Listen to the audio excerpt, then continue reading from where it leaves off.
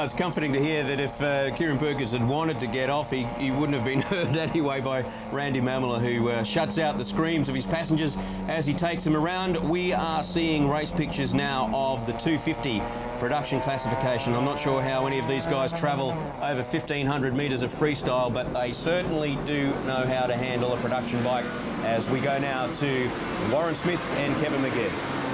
Thank you, Cameron. And this category of racing always provides 8 laps of absolutely scintillating action around here at Phillip Island. They really turn it on. It's quite often we have 4 or 5 guys coming down to this part of the track at MG Corner, the last couple of corners on the very last lap, all vying for the lead in the race. And, well, we quite often lose a couple of them on the way as well, Kev. It gets very willing out there. Absolutely, Warren. More carving than a butcher shop in the 250 prody class.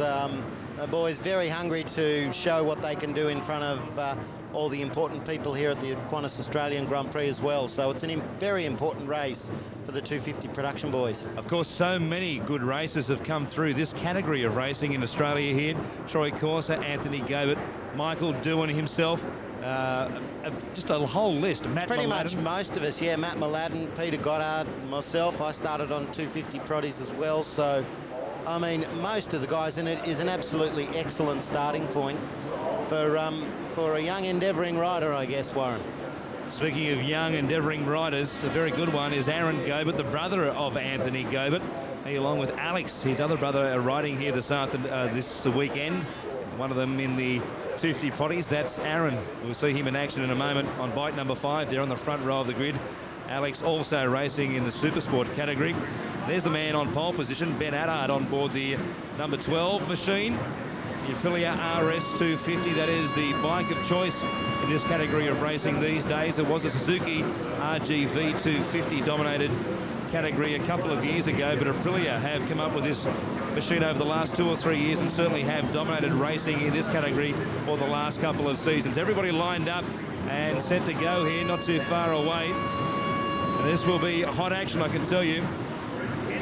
Got the warm-up lap, and then they'll take 8 laps around this Phillip Island circuit. 4.5 Ks in length. Bright sunshine today. Great to see that it is nice and clear at the moment, because yesterday conditions were so awful throughout most of the day. Today we've got a breeze coming from the southwest, which will be blowing into their faces as they turn into turn 1 here at the aptly named Doohan Corner as they head up towards Southern Loop.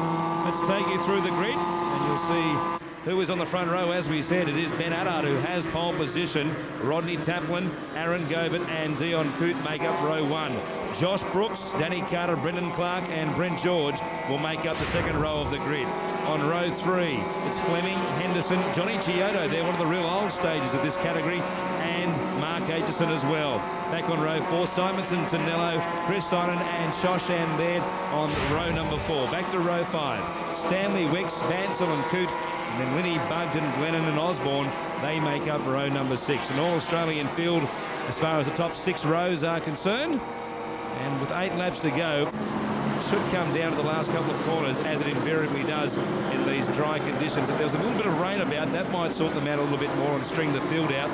But in this production-based category of racing, Kevin, they can't really change too much on the machine from the bike they would buy off the showroom floor. Exactly, Warren.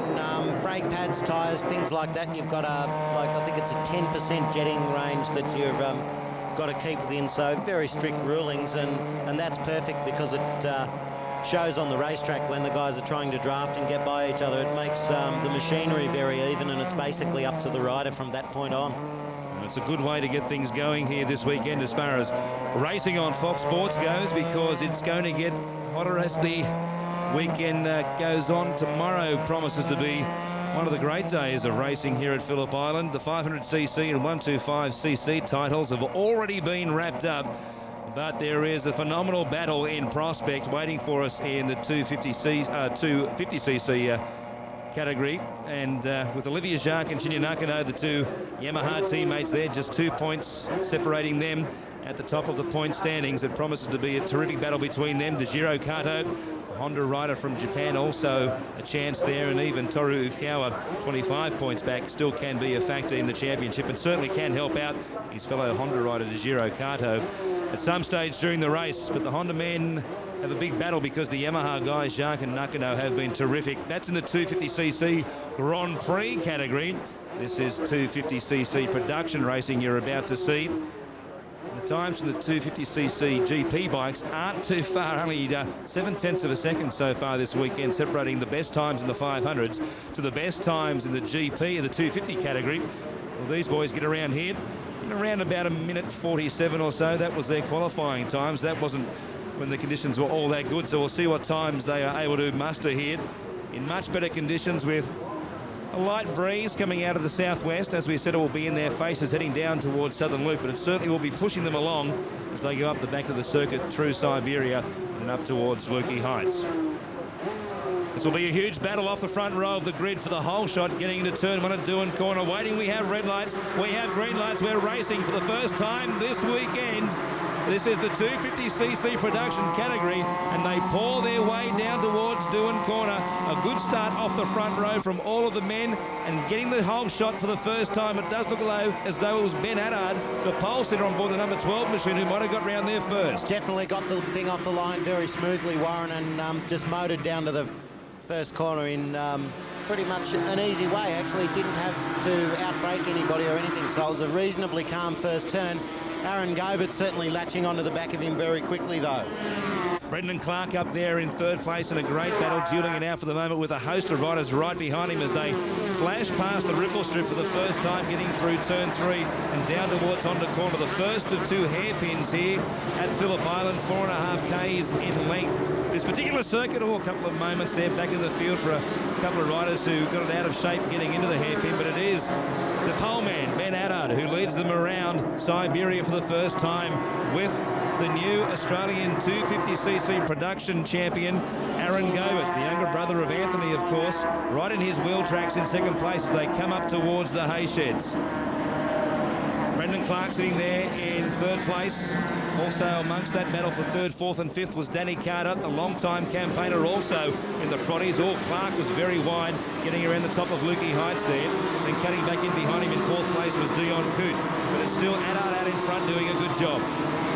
Definitely the boys tangling, getting a little bit tight down over Lukey Heights and into MG. You can see Aaron Gobert all over the back of Ben Haddad at the moment, trying to get a good drive onto the front straight.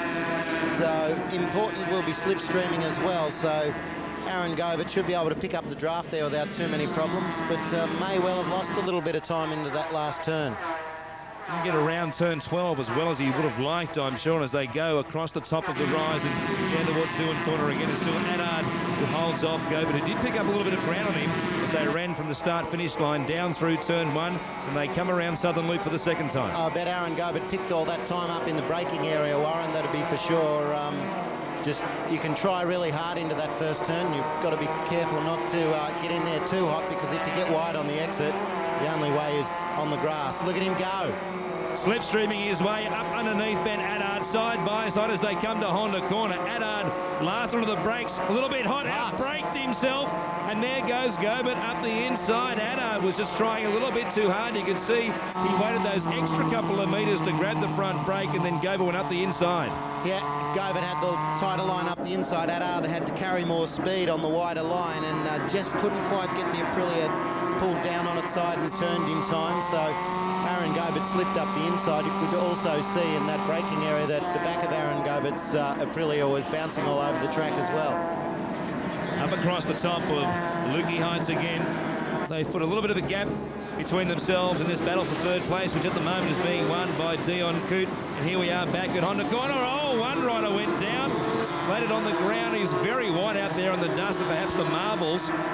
Yeah, I think that may well have been John Linney. So a little bit wide. It's dirty out there with the weather the way it's been as well. Yeah, not a good place to be.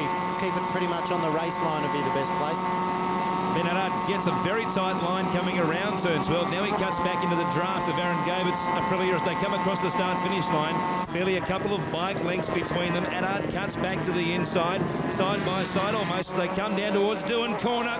Well, they almost touch fairings again, and Haddad goes underneath him to retake the lead. Gobert's got the drive. You're exactly right. He had the better line getting in there. Haddad a little bit too hot getting through turn 1, and it's Gobert who holds him off around Southern Loop again.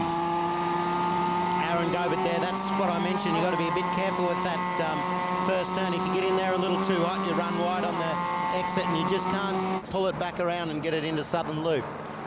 It's a two-man war out in front. The leader swapped a number of times already in these first 2.5 laps, and it's Gobert down towards Honda Corner, very smooth, cutting it back. Apex is late there as he runs it up towards Siberia. Look at the gap they put in this battle for third place. I think it's Rodney Taplin who might have assumed third place there in front of Dion Coote.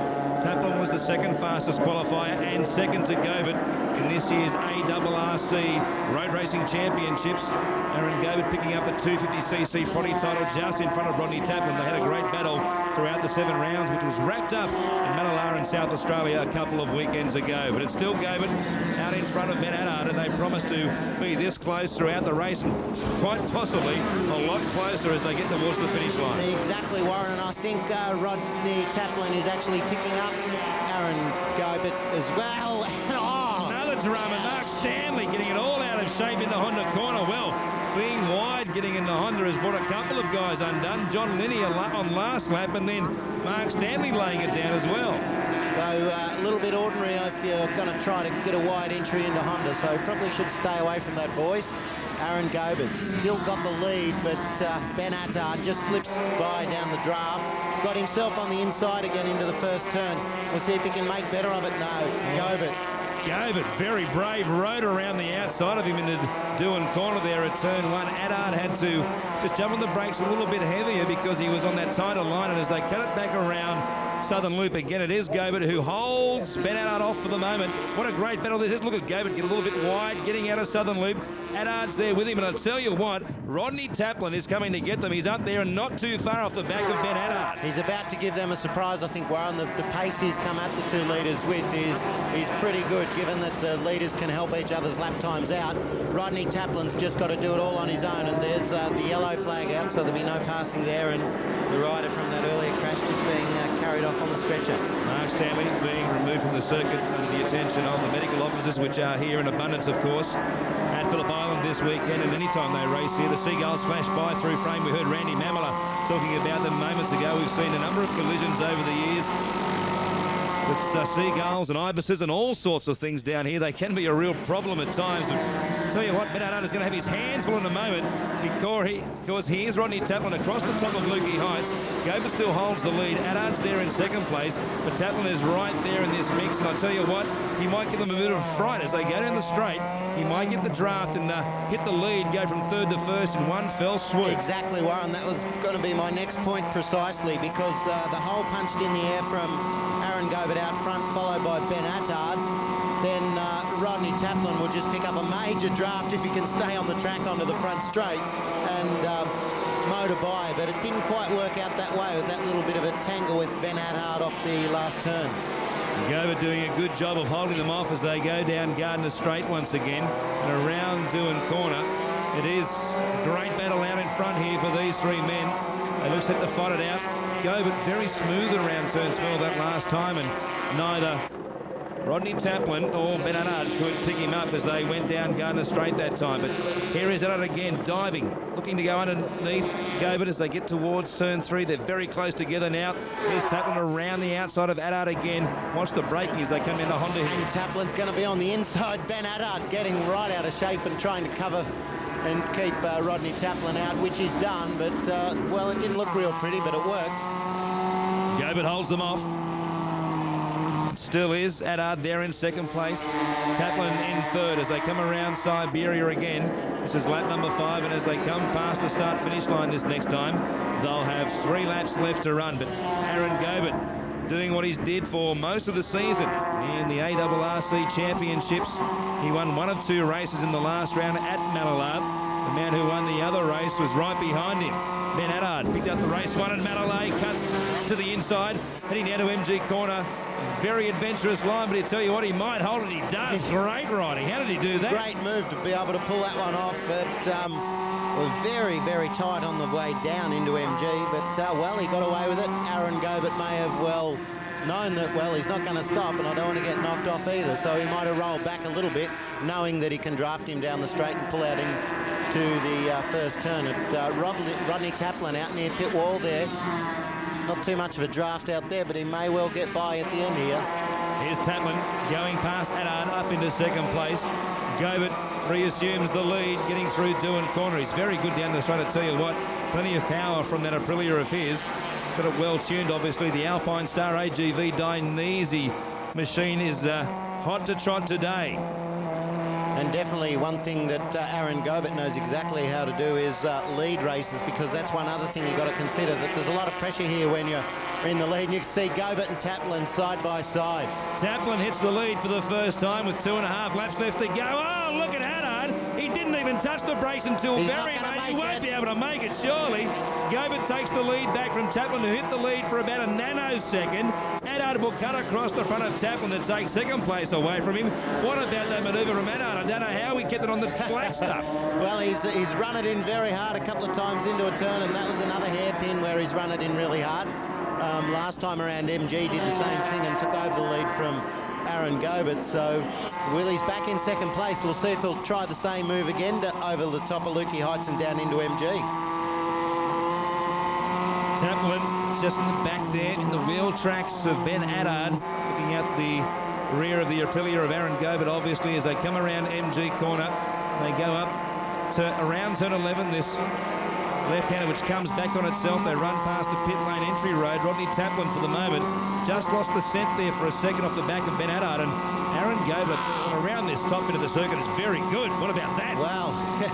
That's trying to get on the throttle too early. Ben Haddad onto the front straight and just, well, broke traction. They've been using a lot of tyre, and Ben Haddad's pretty much lost touch for the leaders now. It'd be very hard to make that amount of gap up in the remaining 2 laps, but we'll see what he can do. He made up a lot of ground into those 2 slow hairpins before, Warren, so we'll see what he can do. Aaron Gobert really on a good pace here at the moment. He strung them out. They were both struggling to keep with him around the top of the circuit, but Rodney Taplin, from turn 1 up towards Honda corner, is very good. He gets out of Southern Loop with plenty of drive as you see him cut back towards the inside, and he's side by side again with Aaron Gobert. They come around turn 3 across the top of the rise there. Haddad hits the lead, Taplin hits the lead once again. We'll see who's best under brakes, and this time it is Taplin who hits the lead, and he might make this one stick. Well, I think so. I could see Ben Haddad trying to make up his ground, pull back in a bit of that lost ground that he lost onto the front straight with that really wide line again into Honda hairpin, Warren. So, well, if there's nobody trying to sneak it up the inside of you, it may well be a faster line, especially for Ben Haddad. But we'll get a gap on him in a minute. You can see him there. He's about 30 metres off the pace of Aaron Gobert and Rodney Taplin out in front as they come across the top of Lukey Heights. Gobert, we haven't seen him had to launch an assault down the inside of anybody so far. He's led so many of these laps, he backs it in. Anthony, his brother would have been proud of that. You see the back hopping across on the Aprilia there, and well, he had a go, but it didn't work on that stage. So well, there's one more lap. There's a bit of last lap desperation left yet, Warren, that's for sure. It is Taplin who leads them around this long left-hander, which takes us back to Gardner Straight. And they head down the slope across the start-finish line. They'll get the last lap board as they come across the line. And Taplin has a nice lead. And as we said, he is very good from turn 1 down towards Honda corner. And Gobert will be desperate to stay in the slipstream here and draft him all the way down towards Honda. He's back with him again as they get towards turn 1 in close proximity, looking up the inside. And just backs it off as they get into the first bit of Southern Loop. And I tell you what, I know he's going to try here at Honda corner. Exactly, Warren, and Aaron Gobert actually had to pick it up a little bit to miss the back of Rodney Taplin right in the middle of the first turn there. So Aaron Gobert definitely got in there a lot hotter than Rodney Taplin, and he's definitely back up on his back wheel now. Gobert very wide, Taplin just covering perhaps on the inside. And there's nothing between them with half a lap left to go. A couple of bike legs separate them out in front. They have lost Ben Attard, so he'll have to settle for third place because there's a big gap between himself and the men battling it out for fourth place for the moment. We've come up the back.